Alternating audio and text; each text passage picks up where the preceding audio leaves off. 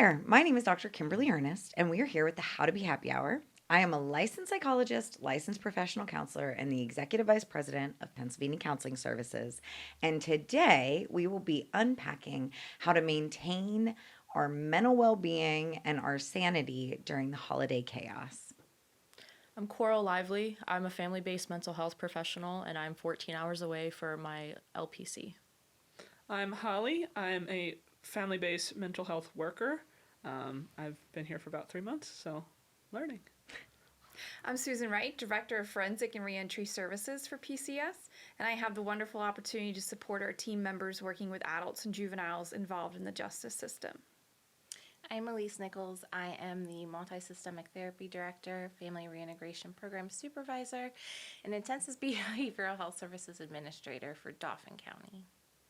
And like MST in every county? Oh, yes, and MST in Lincoln Leb as well.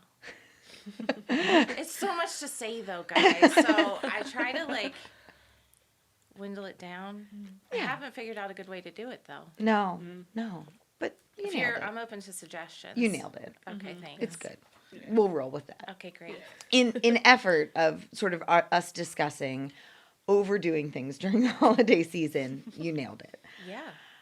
So I want to just kick us off with this idea that the holidays tend to be this time of great, tremendous joy and matching Christmas PJs and holiday gatherings and great food. And despite all of that, the statistic that I just saw published by NAMI suggests that 64% with a diagnosable mental illness report an increase in symptomology and state that the holidays actually make their conditions worse. So why is the most lovely, most wonderful time of the year, as they say, associated with such an increase in stress and distress, especially among some of our most marginalized populations, but, maybe among those of us who might not fall into that mental illness category necessarily, but also experience this uptake in the holiday blues once Halloween comes to an end and we start leaning into Thanksgiving, Christmas, New Year's. I think one of the big things that happens is folks just have this, have and feel this pressure to meet the societal expectations of what the holidays look like the picture perfect Martha Stewart Thanksgiving table or Christmas dinner table. And folks unfortunately put a lot of unrealistic expectations on themselves and what their family gatherings might look like. And then also sometimes fail to account for the holidays aren't the norm, and we're going to have a lot of encounters with folks that maybe we don't see throughout the rest of the year, or on the flip side, might be missing folks that we normally have seen throughout the year. Yeah, I also think for the holiday season, at least for me, it starts today, November 1st, because then we are prepping for Thanksgiving, and then you have a month to prep for Christmas, and you have this big buildup for technically one day that's over in maybe an hour in the morning. So it's we have this big buildup, and then even if it is a great Christmas morning, it's still over very quickly. But then you also, well, maybe not everyone, but I get sucked into the Hallmark Channel and the Christmas movies. And let me tell you, they've already been playing, okay? During October, they were playing. And I got sucked into the Christmas movie. And do I want my house to look like the Bramble House at Christmas? I would love that. I would love that. But that's not realistic. So I think we get a lot of, it's a long time. 2 months isn't really a long time, but it is a long time to continuously have the Hallmark Christmas kind of thrown at you, and you're that's perfect. We want that fairy tale ending for everything. Yeah.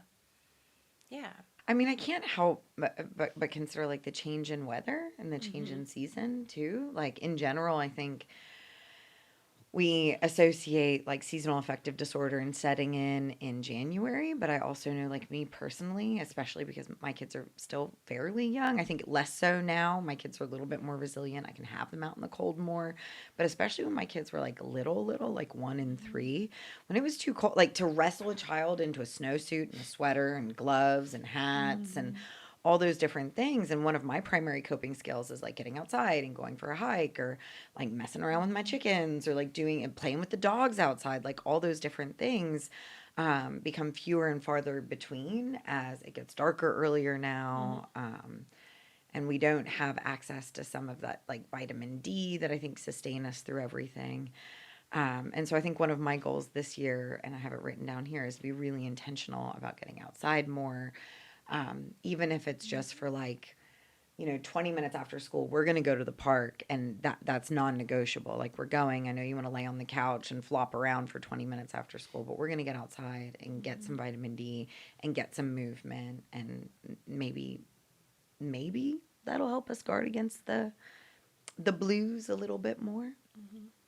And we have to be intentional with our scheduling with that too, because with the time change, it's getting darker much earlier or vice versa. So we might have to adjust some of your plans, but there's also a lot of indoor activities to help kids and families burn off that steam too. If they're going to a trampoline park or some open gyms, or trying that too to get some of that exercise as well.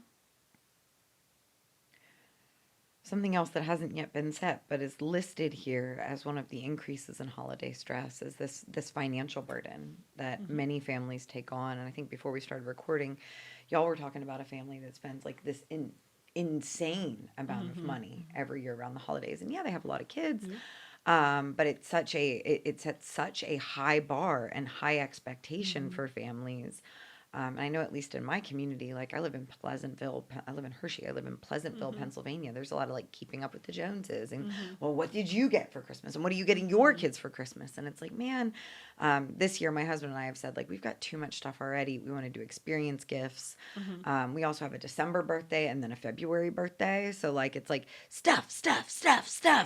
And so how can we, maybe this year we're going to try to talk my oldest into doing like a fundraising birthday party where we all get together and have a good time, but maybe he collects items for the Humane Society, which is his favorite place to volunteer, that sort of thing. Yeah, I think specifically with one of the family we were discussing, the whole parent guilt. I'm not a parent myself, but I feel like it loops into social media as well, as we have these unrealistic expectations of how the holidays should be. And, oh, well, my friend Lisa got her kid a brand new dirt bike, and I can't afford that, and so I don't want my kid to hate me. And then so people go into crippling debt, and then hoping income taxes will make up for it, and then here we are still in debt. So I definitely think social media is playing a negative aspect in that as well. And I think some of that also, and definitely for this family, plays into the fact of they have a lot of teenagers, and just the added teenage pressure of going to school, and like, well, my friends in high school got AirPods and Jordans and all this other name brand stuff, and the parents are going, we can't afford to get you guys all of that stuff for Christmas, but then if I don't, my kid's going to go into school and get bullied because they don't have all of this name brand stuff, and they don't have all of these nice fancy Christmas presents. So I feel like that's just the added anxiety for a lot of the parents that we see of like, I mean, we're in family base for a reason, and my kid is already having issues that we're trying to work through, and what if the holiday season adds more because I don't get them what they want, or I don't get them what they need to feel secure in their school, or because of what I get them, they get picked on. Resource that I really like, and I used a lot to prep like my content for today here, is the Greater Good resource by UC Berkeley. And one of the stats that came out, so they do a gratitude calendar every month.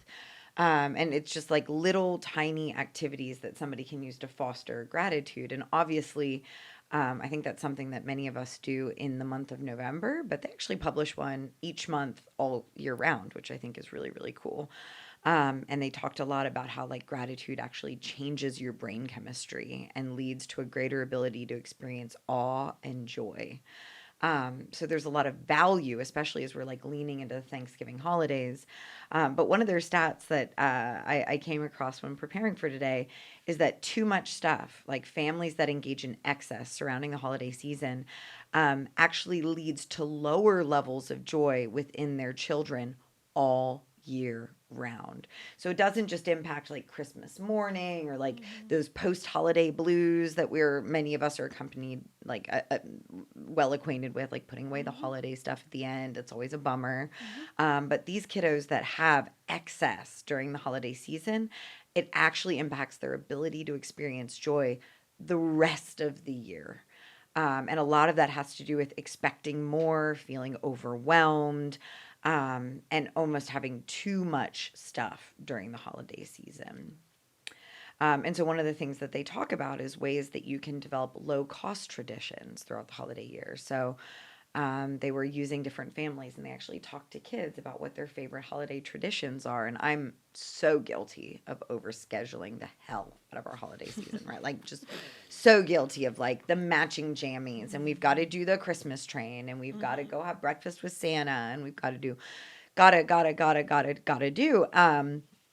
And they really talked about low cost traditions, and so that led me to like ask my kids, like, what is your favorite tradition during the holiday season? And their favorite traditions were baking cookies with their noni, like baking cookies with their grandma, watching Elf on Christmas, The best Yes. one. watching The best. Elf, watching Home Alone. Develop, and whenever we watch Home Alone, we come up with our own tricks and traps, like how we would do our house if we had an intruder. And then my son said his favorite part of Christmas is waking up Christmas morning and doing absolutely nothing, which is something that we adopted during the pandemic. And we just said, we're going to get up. We're not going anywhere. We're not doing anything. Family can come to us. I buy like sheet food from Costco that I will throw into the oven at a certain point in time.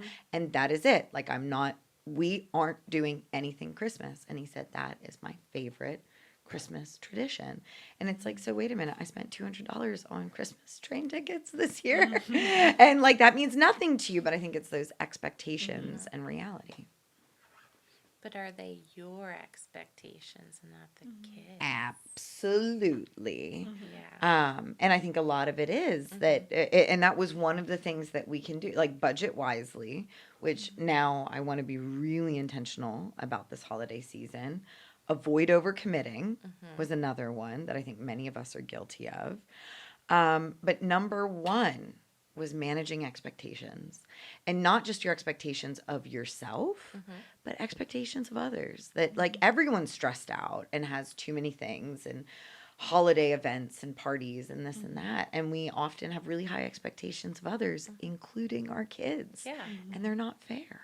Or even yourself, though, to say, like, you know, I want to provide this for my kids. I mean, I don't have kids, but I have dogs, and I mean, I'm not gonna lie, I buy them Christmas presents. Of course we wrap do. them, I do the they same. open. Oh yeah. We take them. I have to kids, see, and we buy the chickens Christmas okay, we presents to take them open. to see Santa Paul's. Like, it's Yes. a thing. Yeah. So, like, I think we have our own like preconceived, like, this is how we make it magical for other people. So, but I just think that's so sweet that like your kid just likes sitting there on Christmas morning and like enjoying Just hanging out the doing nothing. calm with the family. And ultimately, that's what it comes down to. Well, everyone should just go and ask their kids for their perspective. That's a really good strategy. True story. Yeah, no. I don't know if you guys ever seen the movie Bad Moms Christmas. It is like my favorite movie of all time to Is portray. that the one how- where she says she wants to be in a low-key coma for 2 months? It's one of the bad moms, and I was like, wow, I've never felt more seen. it probably. And she's like, I don't want to die. I just want to be in a Yes, coma where I yes. can't leave my hospital bed you for just like 2 just wake months. up a couple months Yeah. later. And I'm like, yeah, Yeah. I feel that. Yeah. It was Kristen Bell. yes, Her character yes, says you know, it. she.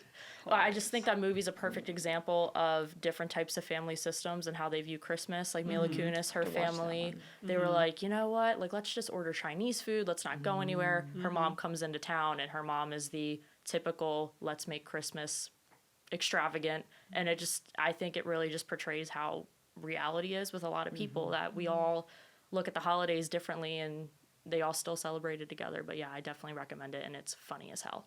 It is so good. So funny. Well, I think the thing of it is, honestly, is what we talk about all the time in family based is communicating with your kids. Because I think a lot of times, like, everybody has their own preconceived notions of this is how this month of December should be and this is how it should look. But I think it's just having that conversation with, hey, what do you want to do? Like, what do you enjoy about this 3 weeks leading up to Christmas? Like, what things have we done in the past that are your favorite thing in the world? And let's do that rather than we're going to go here and here and here because that's what's happening. And I think a lot of times it's what's happening because it's what I want to do. Yeah. No, my kids didn't mention a single event, a single gift, a single toy. They did say their least favorite thing are Christmas pictures. I feel like it's fair. everybody's. I was like, what? And like, if we could skip anything, Christmas photos. I'm like, all right, I see you. It's fair. I mean, I do remember, a lot of times growing up where Mom would want to take pictures as we're opening presents. I'm like, Mom, I rolled out of bed literally like 2 minutes ago. I look a mess. Can we not take a bunch of pictures, please? You needed to capture your face when you opened the box. Yes. Yes, my parents did that too, and then they made me hold up the things Yeah. and take the picture. Yep, that's always. So I, as an adult, don't remember any of that. But then I go back and look at these pictures, and I'm like, what the heck is this? Like, why did you make me hold up this nightgown? Like, that's, it's nothing special, but I have that forever. You have that photo now forever. Yeah. And I also think it loops into the whole gratitude because I look back at pictures when I was a kid and I don't even remember that toy. Yeah. Right? Yeah. Because I think that's not really what mattered to me. Right. So I think it just goes along with the statistics that you have. We still have Lego sets in my house unopened that my kids got last year for Christmas. Yep. Like we have 2 sitting there and they're like the big ones and we just haven't opened them yet. And like one was what my son wanted more than anything in the world, which was a space Lego set. He hasn't even put it together.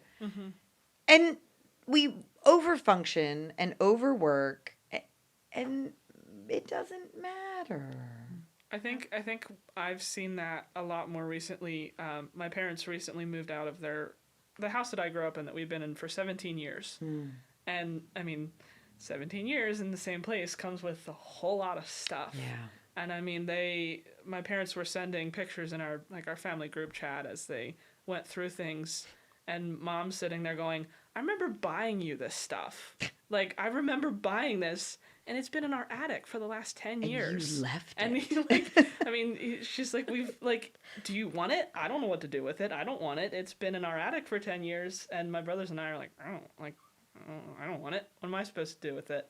And I think that also just feeds into the, like what we were talking about, excess.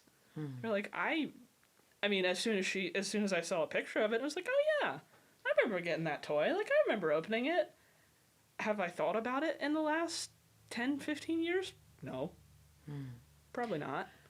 I think that sort of brings up that concept of communication and like, how do we communicate these boundaries? How do we have these conversations within our family of origin that like tends to be activating to all of us, right? Even those of us who come from phenomenal family systems or grew up in like the perfect family, there's still that need to communicate and have those conversations.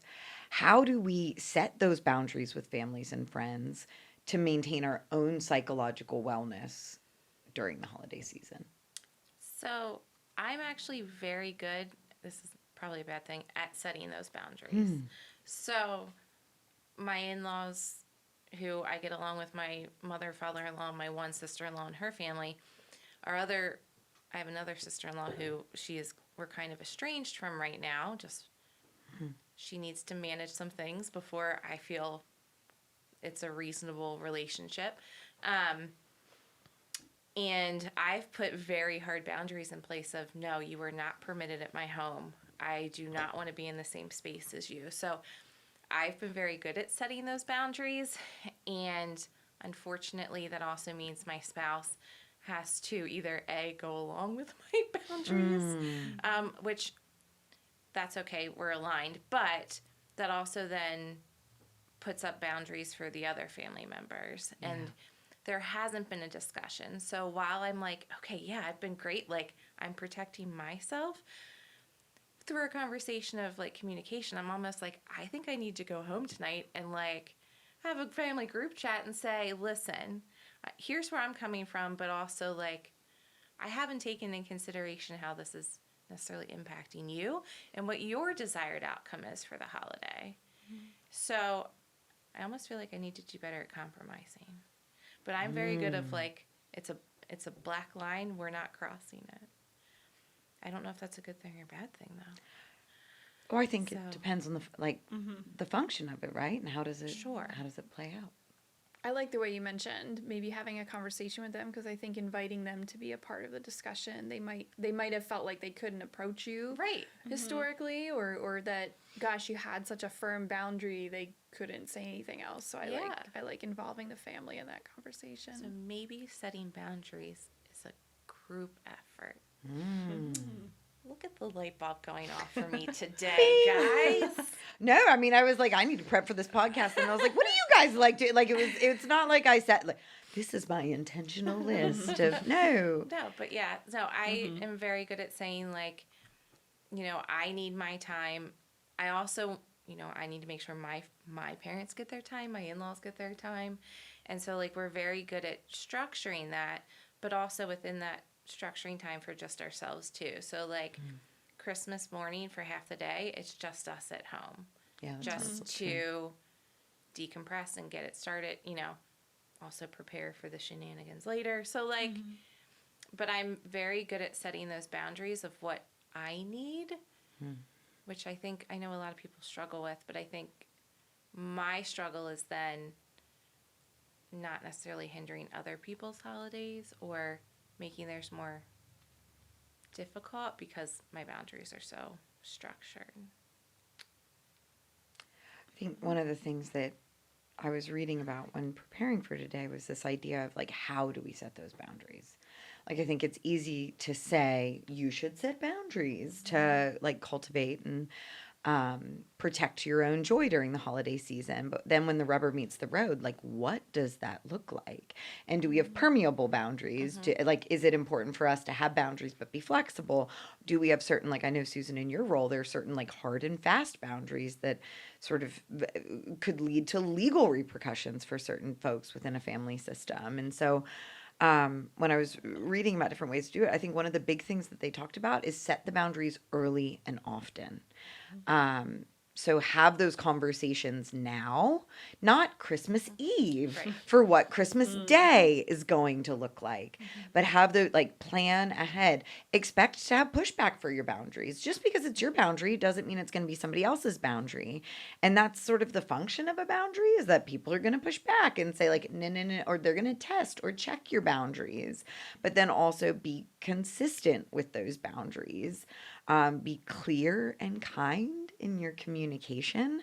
I don't know about y'all. I think that I can either be clear or kind, but I sometimes struggle with marrying those two truths. Like, I can be really direct and say like, this is what it is, and I'm super clear.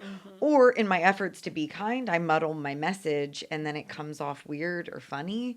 And then I walk away and I'm like, I don't know what I just said, so I don't know how they know what I said. And then like take a break as needed, because I think that's the other thing. Like, some of us come from family systems where your boundaries are constantly being challenged and compromised, and that can be really, really triggering for some of us. And so it's okay to say like, I need a physical break. Like, I need to step away, and one of my goals is to be outside and to walk more. So like, maybe I need to go for a walk right now because you've asked me 36,000 times, for this one thing, and I've said no every time, but now I just need a break and need to physically separate myself.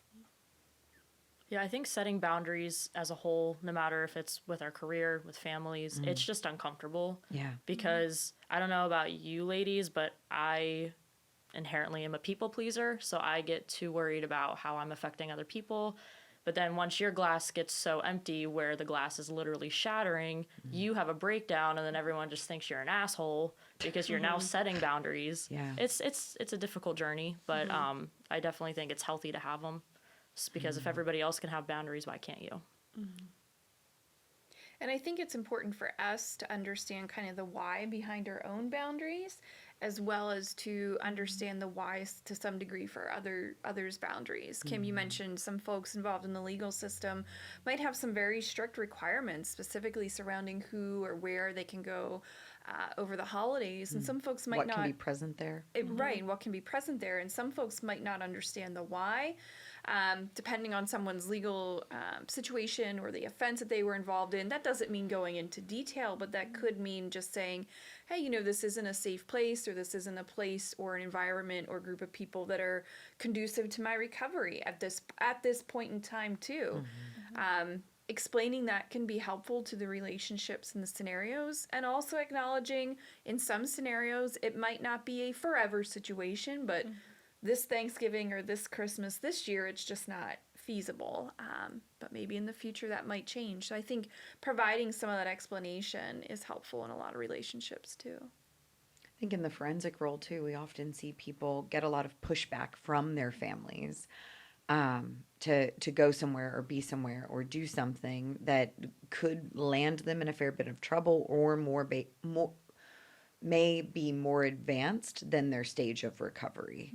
Like I've worked with those struggling with the disease of addiction for years, and actually our next pod is all about maintaining recovery from substances during the holidays, because there are so many triggers surrounding the holidays, from family to gatherings where there's a lot of substance use usually present.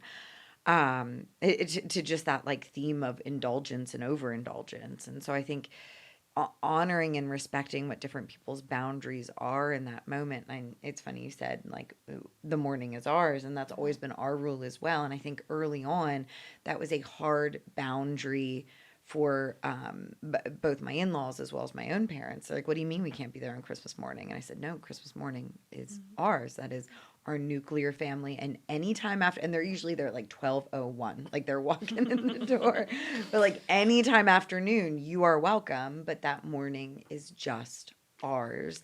And that's not a rejection of you, but that's a protection of us. And I know, 15, 20 years from now, when my kids say that to me, that's going to land hard. I'm going to have a really hard time with that boundary. And so I hope maybe I'll have to watch this pod back, during that time and remind myself that like, it's okay for that morning to be theirs. Even though when the roles will be different, that's going to be a really hard pill for me to swallow. And I think it just comes down to getting used to the change. Because if you look at it from their perspective, your parents are used to doing Christmas with you. Yeah. So now suddenly, you have your own family and whatever else, but in their minds I'm supposed to do Christmas with my kids, but now my kids have kids, so I can't, and that's weird. So kind of looking at it from their view of like, yes, this is the rule, this is the boundary, and I want you to be okay with it. But I also understand that, like, this feels kind of weird. Yeah. Because you're used to me sprinting down the steps and, like, skipping 4 to get to the Christmas tree. And now I'm not in your house anymore. And it's weird. And just kind of, I think it comes with a lot of understanding of, like, situations are different now. And it might take some time to adjust to it. And that just comes with years of family changing. I know recently both of my brothers have moved out. One of my brothers has his own family. And for years we did Christmas on Christmas Day. All the family came over. Even when one of my brothers had just gotten married, they still came over. We did Christmas as a family. And then as the years went on, they were like, you know what, let's do our Christmas Eve. And then Christmas morning, we'll just do it in our separate houses. And for the first year, I was like, I don't want to do that. Yeah. That's not Christmas morning. What the heck? I want everybody here on Christmas morning. This is weird. And I really didn't like it. But then after a couple years, I was like, okay, this is fine. Like, we do our family. We still have the family time. You still see everyone. It's just at a different time. But I had to come to that understanding of, like, it's going to be weird.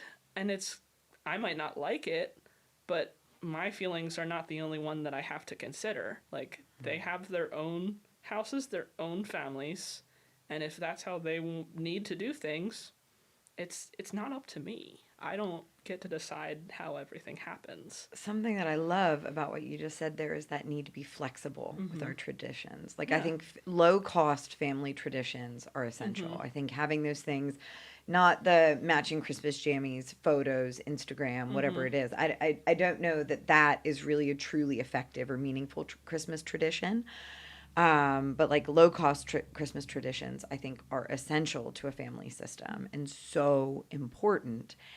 And we still can be flexible with it. Like one of the things that one of my family traditions growing up is my dad and I watched Die Hard every Christmas. That was our Christmas movie, of tradition. course. And I think we started when I was about 6. So you can unpack that however you'd like. But my kids are 5 and 7, and we will not be watching Die Hard every Christmas. It is just not a fit. That doesn't mean that my dad and I don't get together at some point during the holiday season to watch Die Hard and engage in that family tradition, because Die Hard is the best Christmas movie. It beats every single Hallmark movie, and you can fight me about it. Facts. However, Yeah. it doesn't fit with our current family system. And so we still can have that tradition and be flexible in the way that we live congruently with it. And you can hold both of those truths simultaneously, and they still have value. I think also, so like families changing and, you know, siblings doing other things, I think also embracing new traditions and creating them for yourselves. So think outside the box. Like maybe you could take what you had before, a similar tradition, and just make it for you. Or so I think that's also very important, is it's okay to create new traditions just for yourself. So, I mean, for when I was younger, my mom and grandma on Christmas Eve used to drive me around and look at holiday lights. Yeah. And that was a big thing. And I loved it. That was one thing I always looked forward to. And then as that stopped eventually, and then when I got married, I was like, you know, I used to love looking around Christmas lights. How about we go do this? No, we don't do that on Christmas Eve. But we do put that as part of our holiday tradition. So, like, we will drive. There was actually where we used to live, they made the whole, like, township had, like, Christmas lights, and they had a map, and we drove around. It took, like, That's 3 really cool. hours. It was crazy. That's cool. But it was fun. So, like, I think even just kind of looking to see how can we take what traditions we had and maybe tweak them a little bit. To make them better serve you. Yeah. Like, have it fit better. Yeah, and it's not a big thing, like driving around York even. It's not that large, but you know, it doesn't take a lot of money. It's some quality time you get to spend together, Yeah. and it's something that's enjoyable. So, learning to think outside the box. I think you brought up a good point, and I don't know, maybe it's just the way I feel, but sometimes I feel like the holidays, the message of just being with your family and friends is skewed. Like everyone's so focused on what you're doing. Like, oh, well, we didn't go to Christmas in Hershey this year. Who cares? Like you just spend time together. So I feel like sometimes too, what we see with our families that we work with, it's like we steer away from what it actually means. You're with your family, your cousins you may have not seen in months, and instead of being focused on the activity you're doing, just sit around and talk. That's like my favorite time with my cousins. Like we just get together and just talk about. We all have dogs. A couple of us have kids, but most of us have dogs. So just like telling stories, sharing videos, like that's my favorite time. I don't care what we're doing. I don't care what we're eating. Maybe I do care what we're eating, but because food is important. But yeah, so that's kind of, I think that kind of loops into what you were saying. I think that the holidays become so about like checking certain boxes. Yeah.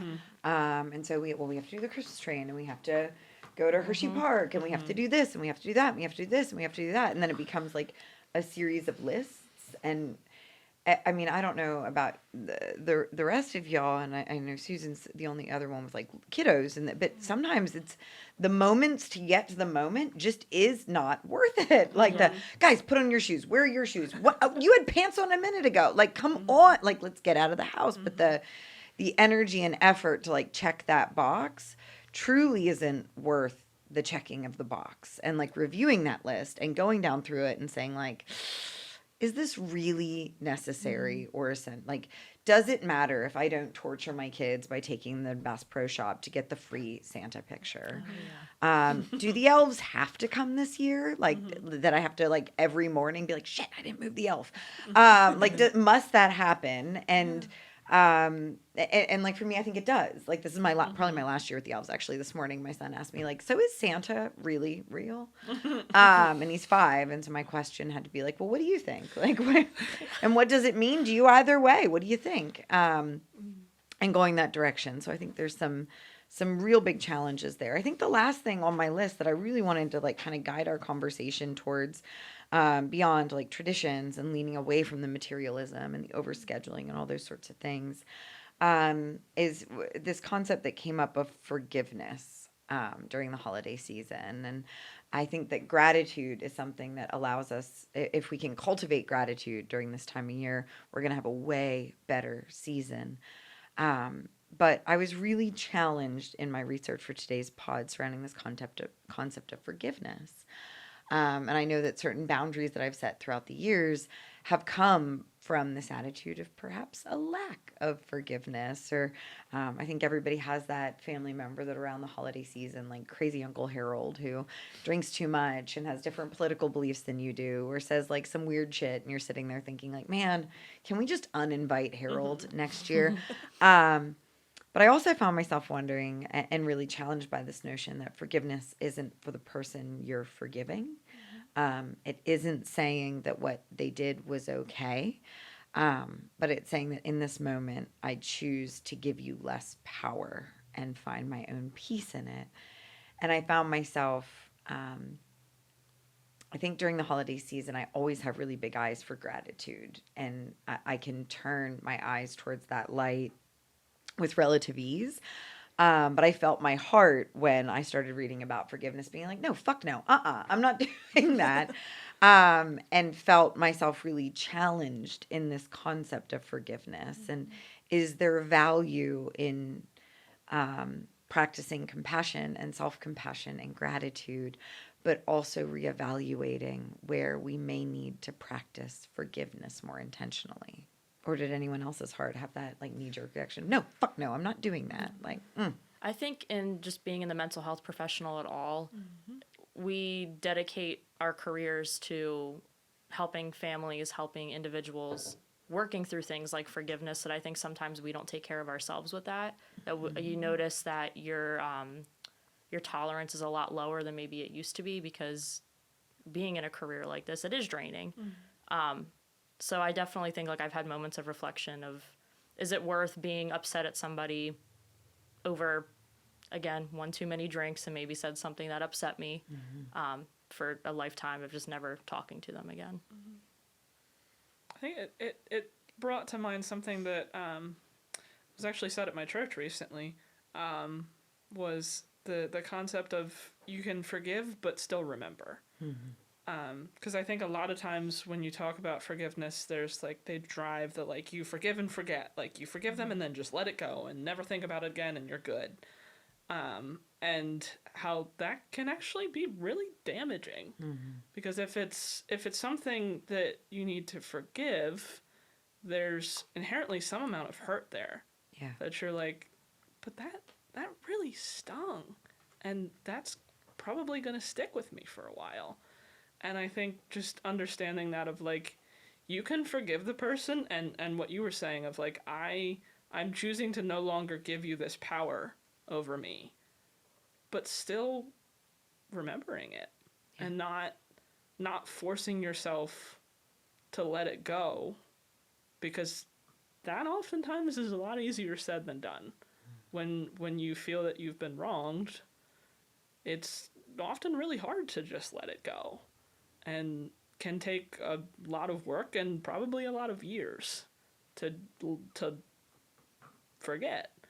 So balancing that and especially around the holidays when you're like, everybody's supposed to be happy and joyful and cheerful and you're supposed to just love everyone. And you're like, well, I love most of you, but that Harold. person over in the corner, like, what the heck? Why are you here?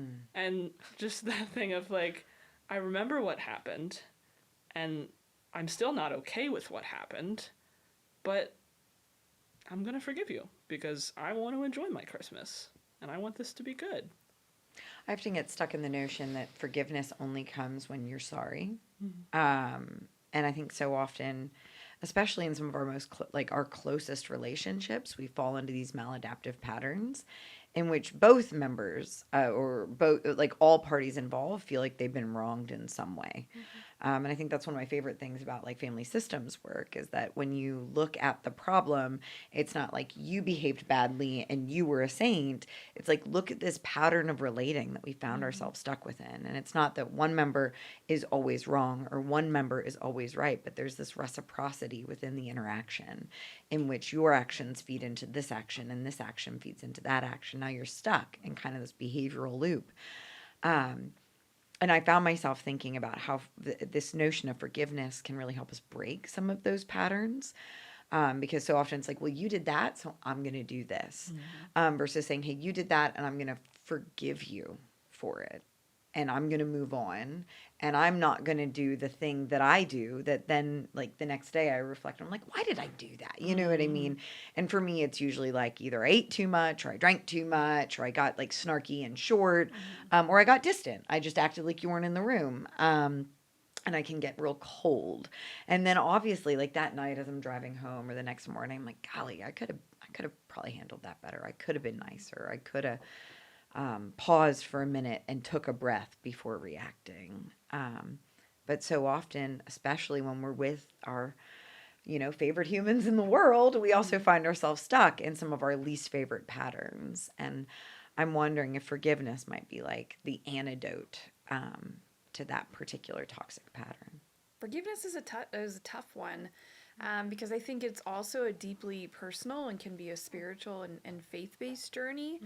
And when we talk about forgiveness, especially when it's tied into the holidays, sometimes on the flip side, there can be that pressure on someone, well, just forgive. It's the season of forgiveness and love. And I think we also have to give space and grace to individuals who maybe they're not ready or at a point in time to navigate that. So I don't know, it can be tough for folks depending on where they're at on the forgiveness spectrum. No, you bring up one of the things on the list, which was give everyone more space and grace, including yourself. That everybody's journey and story needs to be a little bit different. And sometimes we get very like, well, I'll speak to myself. Sometimes I get very like micromanagey, and it's like I just need you to fall into line and do the thing that I told you to do. And people might not be there. That might not be what the holidays mean to them, or whatever it is. I think it's also like maybe even having a conversation with the person of like, look, I'm not saying that I'm never going to forgive you. I'm not saying that we're never going to come back from this. I'm simply just saying right now I'm not ready. Like I still have some stuff that I need to work through in this situation, and I'm just not ready to be in that place with you yet. But I mean, and I think to that, assuring the person, like, maybe we can be fine in a couple years, but just not right now. And that's just what it is. That's okay. We have some questions for today because we always accept questions for our panel. And so we had a few submitted, so we can move into that particular segment. And some of them we already kind of talked about, but and we do have some upcoming pods, so I should always speak that. So we have one on maintaining recovery from the disease of addiction during the holiday. So that's one of our next ones recording. We have one all about pets. Like how do pets contribute to our joy and happiness? Did you find more data to support having them at the office? I think the pod will lay out my argument very nicely. Okay, great. So all about pets how pets can cultivate joy. We have one on fatherhood coming up. And then I think our other two rounding out the holiday season. Obviously, Die Hard is the best Christmas movie ever. You Can Fight Me is actually the title of one of our podcasts. And New Year's resolutions. Is it worth it? Do they help? So those are our sort of remainders for this holiday season, and then I'll start working on next year's. And we do have a bunch of great topics that have been submitted. So if you have any questions for the pod, feel free to shoot me an email at kim@howtobehappyhour.com. Or we're always looking for topics as well. So we've gotten some really good topic suggestions. So I think, at least in my mind, I'm percolating the next couple, but want to obviously get through the holiday season before I go there.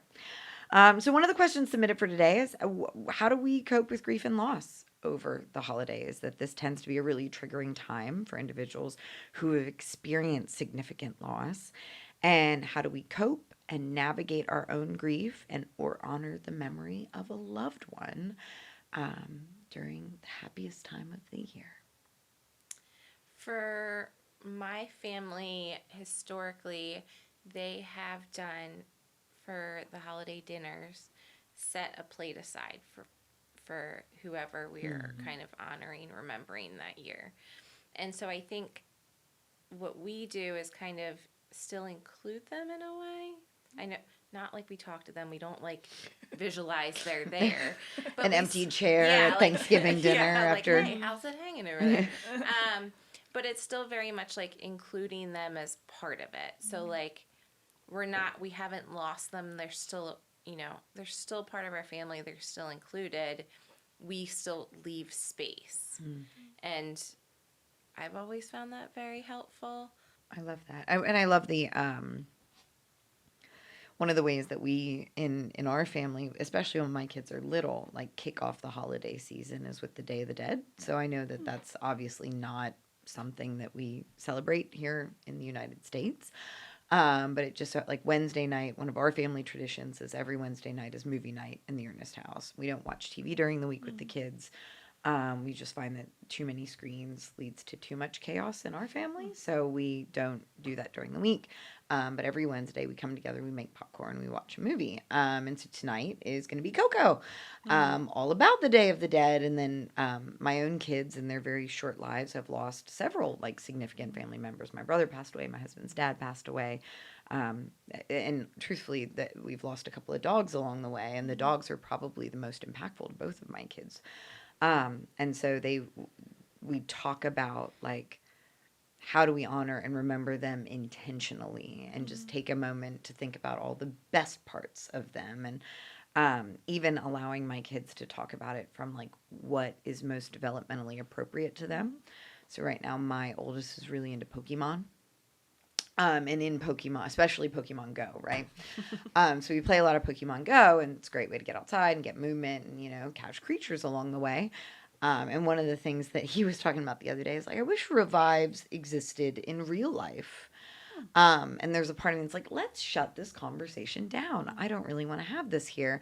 But instead, I was like, all right, well, let's talk. Like, if you had a revive, what would you use? And like, how would you use your revives? And he's like, well, if I had five, I would do this, this, this, and this. And then I would use or mega potions or whatever they are to bring them back to full health. And I would do this and I would do that. And it was just really cool to like have a conversation that I probably would have preferred to avoid with my kid, to honor the memory of somebody we lost that was painful. And so I love the idea of like setting a place. I know that we often have like a special, like for our family, my brother loved ketchup and I hate ketchup. As a result, I think probably because of my own childhood trauma. But we always have like his favorite ketchup out, like, which was very specific ketchup that we have out at Thanksgiving to like honor and remember him. And then I make a prime rib and insult everyone who puts ketchup on prime rib because that's disgusting. But that's one of the ways that we honor that memory very intentionally, and has become one of our traditions, that it doesn't even need to be spoken. It's just kind of there. And it's comforting too, right? Yeah. Yeah.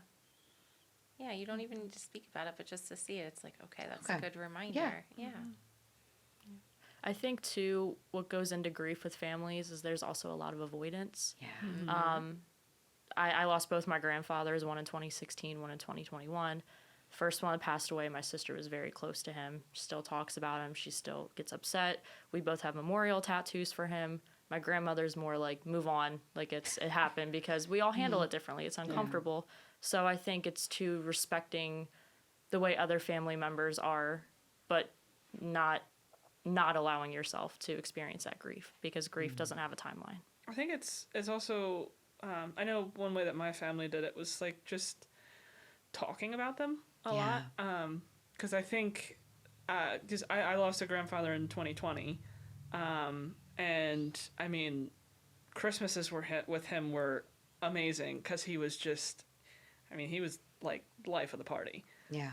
And in his own right, he was a very soft-spoken guy, but like just in his own way. And I mean, the first Christmas without him was weird because you're like, why is it like different, It's different in here? now. Like it doesn't feel the same. And then one of my cousins just out of the blue was like, hey, you remember that one time that Pub Up did that? And just kind of kicked off discussion of like all the memories and like all the crazy stuff or like the funny stories that he would have told. And then we were pulling up pictures and videos and like looking back through stuff through the year. And I think for a lot of us, that was really healing. Yeah. I mean, because it was the first year, so it was still pretty fresh and it was still pretty immediate of like, I don't think, not that it gets any less or more But as it the changes. years go Grief on. changes. But it changes. But I think in that moment, it was like, we went in with a weird space of like, he's not here and this feels really weird. And then having that time of just talking about him and doing all of that stuff, it kind of in a way was like, but he is still like, we in our own right, we're bringing him back in a sense.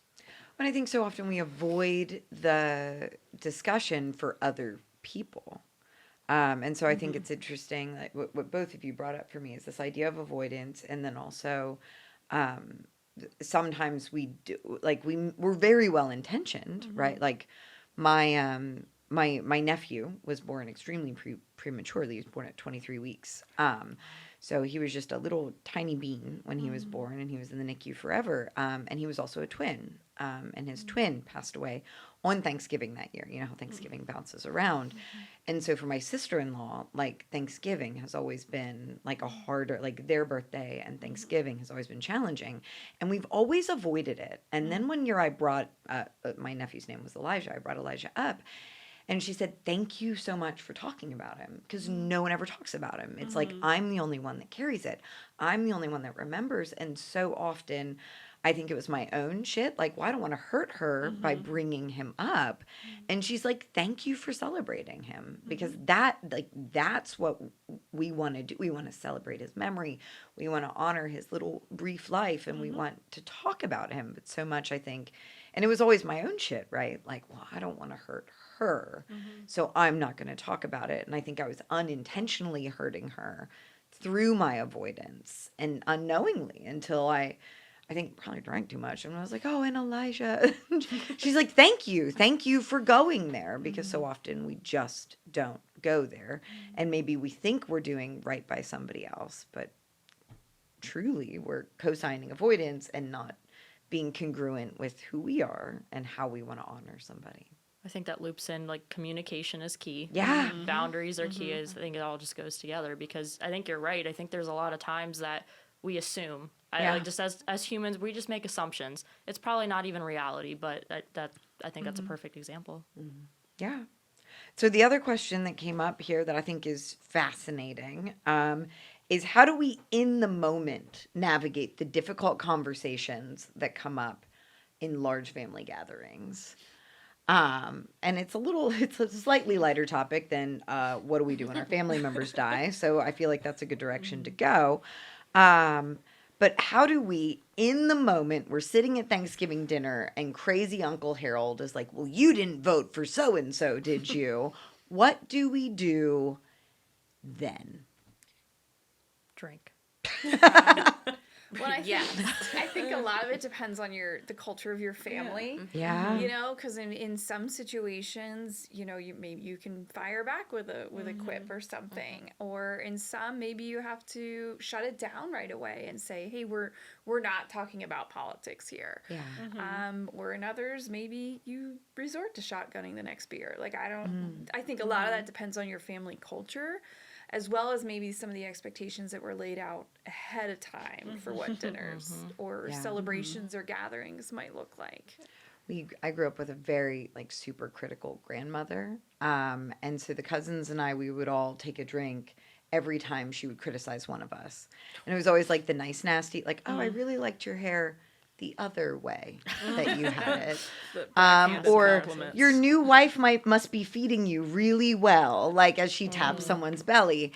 And so the joke was always like, all right, let's get around. Like, but that was sort of the way we all coped with the process, realizing that no matter what you said, like we could be like, Grandma, do you realize that's a horrific thing to say to somebody? You could push back, but we found a different way to cope, and it was, you know, by calling her Grandma Satan behind her back. So I don't know how good that was, but that's how we did it.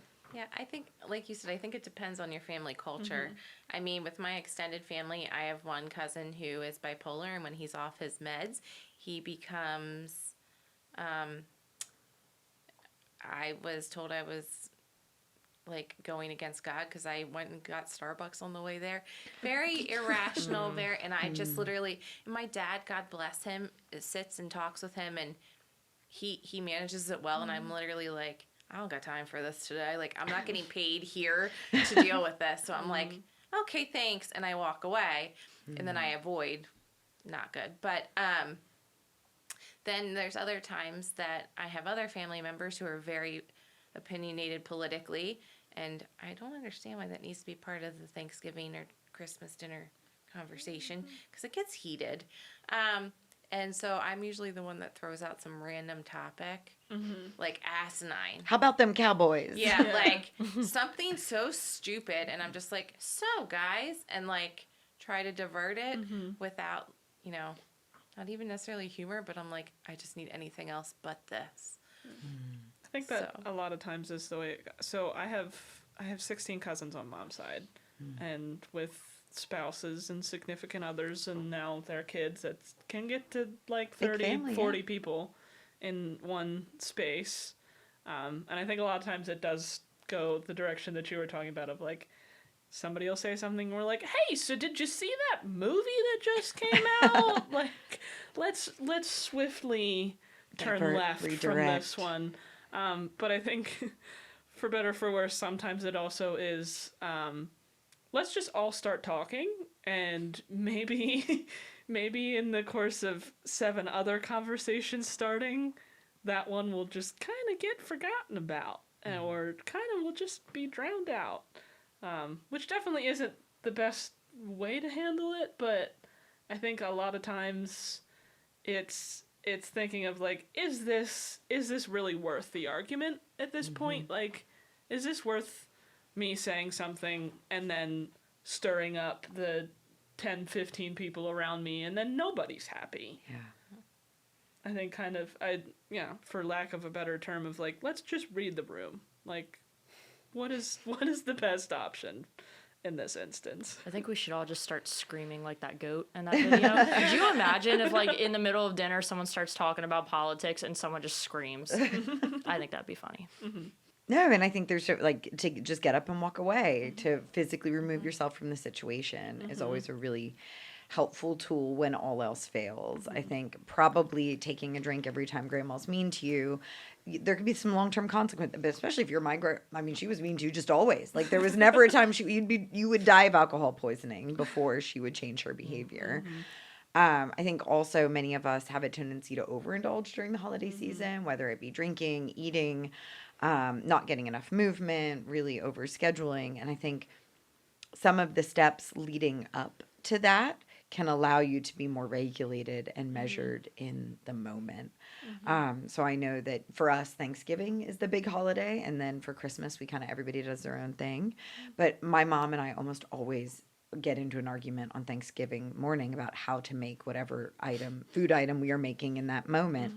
And what I found is like really neat, but also like having the kids off the 3 days before Thanksgiving adds an extra layer of stress, and this, that, and every other thing. So this year, one of the things I said is I'm going to be really intentional of making sure that my kids have somewhere to go during those 3 school closures, so that I'm not trying to balance work and life and Thanksgiving dinner and them through all of that. So being really intentional about scheduling time off, being really intentional about healthy eating during the holiday season, which I know is so much easier said than done. But also when I overindulge day in and day out, I feel like crap. And then I have a lower distress tolerance. and being very intentional about scheduling downtime throughout the holidays. So that brings us really naturally to our last call, which is the mindset of abundance and excess during the holiday season. The doing too much, the scheduling too much, the eating too much, the spending too much. And I would love to see that particular tradition kindly see itself out, and allow us to get back to the basics of the holidays, which is truly just spending time, meaningful time together. And so that's our last call here today. How can we do less this holiday season and all subsequent holiday seasons, in an effort to really focus on the reason for the season? Well, I know for me, the first time in my life, I am taking the week off from Christmas to New Year's. Probably is going to be partially leave of absence. I don't think I'm going to have that much PTO, but I'm doing it for me. So that way I can go visit family that I haven't seen in a while. If I want to sleep in, if I want to go to the gym an extra day. So that's what I'm doing for myself. I think a helpful thing to do, or one that might be beneficial, especially in this season of excess, is like being very intentional with carving out a chunk of time that this will be our do nothing time. So kind of taking a page from your quiet Christmas morning. It might not be Christmas morning, but hey, here's the 2 or 3 hour window where either I'm going to be by myself or I'm going to be with my core family, and there are no expectations. There's nothing on the schedule. If we want to sit and read a book or just sit around the fire or whatever that might be, but this is our blank space for us to regroup and reflect. I think for me, it's going to be some planning ahead, for sure. I think in the topic of excess, I am a gift giver. My love language is gift giving. Yeah. And if I'm not careful, I will go bonkers with Christmas gifts. Because, I mean, that's how I express my love to people. It's like, that one thing that you said like 7 months ago that you liked, guess what I'm going to go find. Yeah. And then keeping in mind of like, maybe they don't really actually want that thing. They just want to go out for coffee with me or something. Or like, let's just go for a walk instead. And just the thing of like, maybe a gift of time to friends, or taking a family member out to dinner instead of this big, extravagant, or even just multiple gifts. Maybe time to them is more important. And I think really that just comes to like, maybe let's have a conversation about your love languages. How do you want me to express my love to you? Because, I mean, I know that I express it and I want to give you gifts and I want to give you things, but that's not really how you receive it. So let's figure out how you receive it, and then we can do that instead. Yeah. And I think that saves, I mean, well, one, it'll hopefully save my bank account a little bit, but it can also, I don't want to say save the relationship, but definitely make it stronger, because you're actually being intentional with the person and asking them, like, what do you need from me in this holiday season? Or what would you like to see? I always think about, like, with my own kids, every year, that moment, right, of Christmas morning where they turn, because our house, you come down the stairs and you go around, and that's where Christmas is. And then every year I found myself like competing with last year. Like, last year was good, I have to do it better though. Last year was good, I have to do it better though. And I'm just rereading. So the only movie that I might be talked into is a better Christmas movie than Die Hard is Harry Potter. And I'm rereading Harry Potter with my youngest right now. And like one of the very first chapters in Harry Potter is Dudley Dursley's birthday, where he comes downstairs and he counts his birthday presents, and he has one less than the year before, and he loses his mind. And all of a sudden I found, like, I had that like aha moment as I was reading it, like, oh, holy shit. Like, I'm creating a Dudley Dursley. And like any parent, like, that is the least appealing outcome for your child to become. Like, yeah, serial killer Dudley Dursley. And I'd prefer to avoid either if I could. And found myself reflecting on my own process of like, well, you know, last year they got bicycles. So how do I top bicycles this year? And it's like, you don't top bicycles. You do something with them, or make their favorite dinner for Christmas or whatever it is. But maybe go ride the bicycles that have been in the garage since the day we flippin' bought them. And so, like, how do we maybe not focus on the one up and then next year? And how do we make it as special and focus on a little bit more of scaling back and making it more intentional? And I know my kids are going to come downstairs Christmas morning this year, and it's not going to look like last year. And I need to be okay with that and hope that they are too. Well, thank y'all. Thanks for joining me here today. So, in terms of next pods, we just released the horror pod, so that's out. If you're still grieving the loss of spooky season, that is still present for you. We'll be moving into pets, maintaining recovery from the disease of addiction during the holidays, fatherhood, and then obviously Die Hard is the best Christmas movie ever. You Can Fight Me, and wrapping up with our last pod of the season, which is going to be looking at New Year's resolutions. As usual, we are always accepting both pod topics that might be interesting, oftentimes pod volunteers, and questions for the pod. So if you have any interest in any of those things, please shoot me an email at kim@howtobeahappyhour.com. Otherwise, I hope that everyone has a safe and healthy holiday.